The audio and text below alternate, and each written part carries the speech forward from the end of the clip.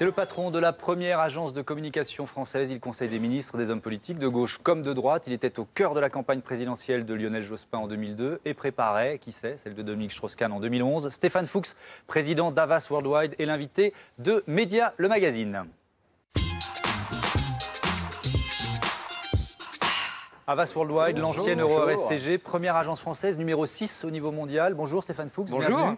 La communication politique ne représente, je crois, que 3% de votre chiffre d'affaires, c'est ça? En France et 1 pour 1000 dans le monde. D'accord. Merci d'avoir accepté d'en parler parce que c'est ce qui nous intéresse ici à Medialmag et donc ça va être le thème de cette interview. Vous n'êtes pas un habitué des plateaux télé, plutôt un homme de l'ombre. Pourquoi avez-vous accepté notre invitation? Parce qu'il faut de temps en temps faire la pédagogie du métier. Au fond, il faut qu'on assume que nous sommes aussi des objets de communication pour les médias, pour l'opinion qui s'interroge sur le rôle des conseillers en communication. Et au fond, soit on laisse les autres parler pour nous, soit de temps en temps, on essaye de le dire nous-mêmes. Parce que vous avez eu l'impression d'entendre ou de lire beaucoup de bêtises sur vous ces derniers mois, notamment, par exemple, le fait que vous étiez, pardon pour l'anglicisme, blacklisté par l'équipe François Hollande? Non, ça, c'est pas le principal sujet. Ça, c'est des anecdotes et c'est normal. On n'empêche pas, on est dans un monde d'anecdotes. Non, non, c'est plus sur les enjeux du métier. Au fond, ce que je voudrais faire partager, c'est d'abord que la communication est un métier. Et donc, quelque part, si c'est un métier, ça veut dire qu'il y a des professionnels, qu'il y a des règles, et que c'est bon pour tout le monde de les respecter. Et qu'au fond, la communication, comme c'est aussi un objet, soit vous la subissez, soit vous la maîtrisez. C'est-à-dire que vous ne pouvez pas faire sans. Et au fond, notre rôle, c'est d'essayer d'aider nos clients, d'abord des entreprises, surtout des entreprises, à maîtriser leur communication pour pouvoir faire passer une image la plus, je dirais, proche possible de leur vérité. Ouais. Alors il y a une petite phrase de vous qui a fait beaucoup parler ces derniers mois. Elle est citée dans le livre d'Aurore Gorius et Michael Moreau, Les gourous de la com. Vous y déclarez 12 personnes de l'agence travaillent aujourd'hui à l'Élysée ou dans les ministères. Rien qu'à la présidence de la République, ils sont 5.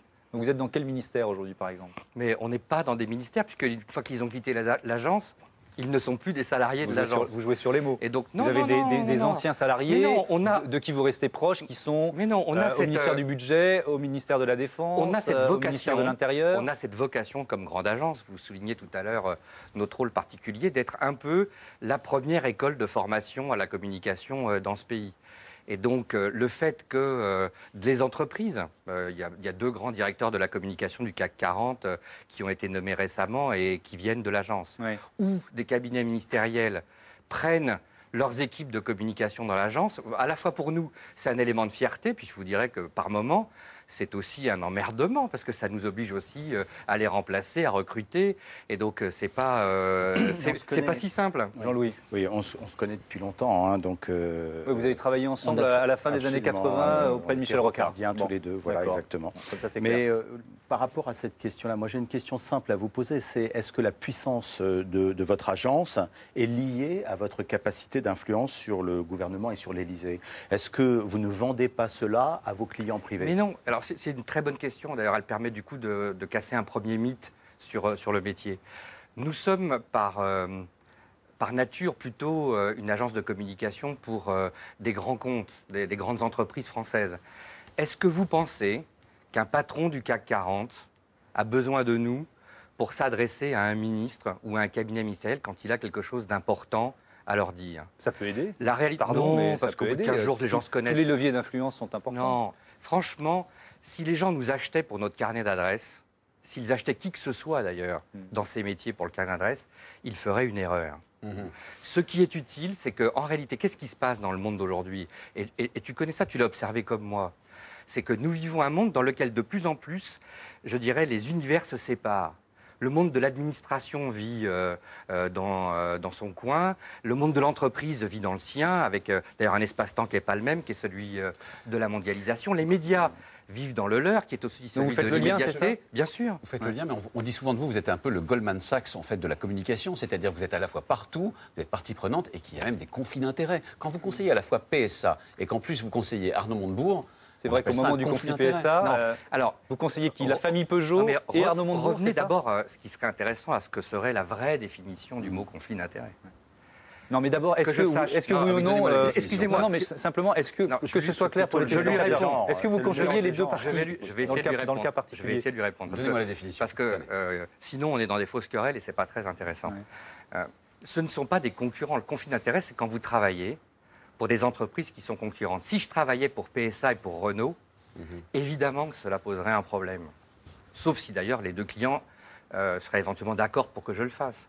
Mais ça serait un problème parce que tous les deux vendent des voitures. Pardon, mais quand Arnaud Montebourg est très critique sur l'attitude de la famille Peugeot et que vous conseillez aussi la famille Peugeot, ça pose une question. Quand j'ai une équipe de l'agence qui travaille pour quelqu'un qui n'est pas un vendeur de voitures, et quand j'ai une équipe de l'agence qui travaille pour un constructeur d'automobile, a priori, pardonnez-moi, il n'y a pas de conflit d'intérêt. Ensuite, ce que l'on demande aux salariés de l'agence, c'est de faire chacun à fond leur mission. Moi, j'étais du côté de la famille Peugeot, je me suis battu avec eux et je continuerai à le faire, y compris contre Arnaud Montebourg, quand j'ai considéré que l'État, un ministre, à un moment donné, pouvait ne pas aider à la recherche de la solution. Concrètement, vous mettez les petites équipes, chacun dans leur coin, ils ne peuvent pas se parler, c'est ça? On a du mal à le croire. C'est cloisonné complètement. Non, les équipes, l'organisation dans une agence, je vous inviterai, ça vous fera découvrir le passage du mythe à la réalité. Et vous verrez à ce moment-là qu'on est organisé par client. C'est une organisation qui est par client. Et les équipes sont dédiées aux clients. C'est la base. Il y a les machines à café aussi. Oh bah heureusement qu'il y a des machines à café. Et même ils sont gratuits. Dans un conflit comme celui qui a opposé Arnaud Montebourg à la famille Peugeot à propos de la fermeture du site d'Aulnay, là on est dans une situation où les arguments s'échangent, où la bataille pour la place dans les médias est une bataille féroce. Donc on voit mal comment la même agence de communication peut conseiller les deux acteurs simultanément. D'abord, elle était plus impliquée d'un côté que de l'autre, d'après ce que je comprends, mais surtout, à la limite, ce n'est pas vrai. Souvenez-vous de la campagne présidentielle de 1988. Nous étions à l'époque moins nombreux dans une plus petite agence qui s'appelait RSCG, à Issy-les-Moulineaux. Et l'agence, elle a travaillé à la fois pour Mitterrand et pour Chirac. Et donc, on en était au stade où on avait mis du papier kraft sur les bureaux pour empêcher ceux qui travaillaient pour la campagne de Chirac de voir ce que nous, on faisait pour la campagne de Mitterrand. Et ça ne vous pose aucun problème? Si ça n'en pose pas à mes clients, ce qui est important, c'est que je ne fais pas les choses en douce. Je les revendique, je les assume, je le fais dans une forme de transparence, parce que si on n'est pas dans la vérité, on ne peut pas aider nos clients. Maintenant, quand j'ai une équipe de l'agence qui s'est engagée depuis longtemps pour Arnaud Montebourg, qui l'aide, qui travaille avec lui, je ne vais pas lui dire « je vous interdis de continuer » parce que moi, le patron, je travaille avec PSA et que là, nous sommes effectivement dans un moment de conflit. Ce n'est pas notre philosophie du métier. Stéphane Fuchs, je voudrais qu'on revienne maintenant sur votre influence sur Dominique Strauss-Kahn. Pour cela, je vous propose un extrait d'un documentaire diffusé par Canal+. DSK, à l'époque, est encore le favori des sondages pour la présidentielle. C'est lui qui fait les présentations. Regardez.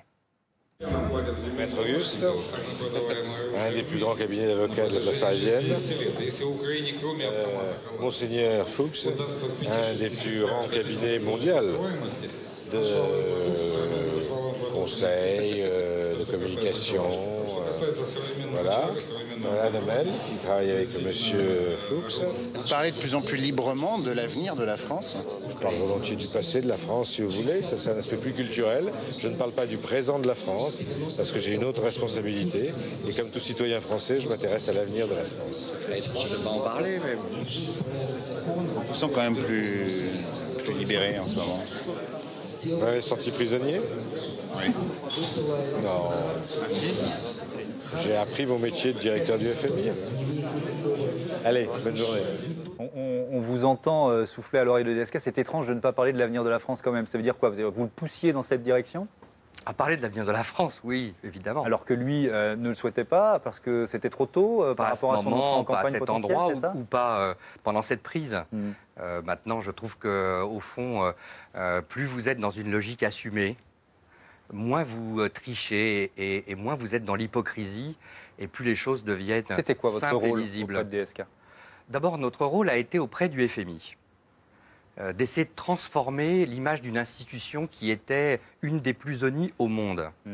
Parce que le FMI avait, je dirais, pensé son propre rôle comme étant celui de la police de la finance, obligeant du coup partout à des cures d'austérité drastiques et à des révisions budgétaires sanglantes. Ça, c'est les premières années. Ensuite, il y a la question de la présidentielle. Oui, mais qui se pose. c'est majeur, ça, parce que si on n'avait pas réussi à transformer l'image du FMI, je vous demande pardon, mais la question suivante se posait C'est pas. vrai. Et donc, dans la vie, il faut savoir aussi répondre aux choses par étapes. Ouais. Et on a essayé de transformer l'image du FMI du rôle de flic au rôle de médecin, D'accord. intervenant... Ce qui nous intéresse plus, c'est le rôle auprès de DSK quand il commence à s'engager dans une campagne potentielle. Ce qui vous intéresse vous intéresse. C'est pour ça que je vous repose la question. Et comme on disait, ma réponse est ma réponse. Ouais. Et je vous dis, en même temps, C'est marrant, j'ai un peu l'impression d'avoir un homme politique devant moi de temps en temps. On voit que vous les conseillez. Eh bien. Voilà, justement, le rôle d'une agence, c'est aussi de savoir que si vous ne respectez pas les étapes et le temps, si vous n'êtes que dans la course de chevaux qui peut intéresser par moments les médias, vous passez à côté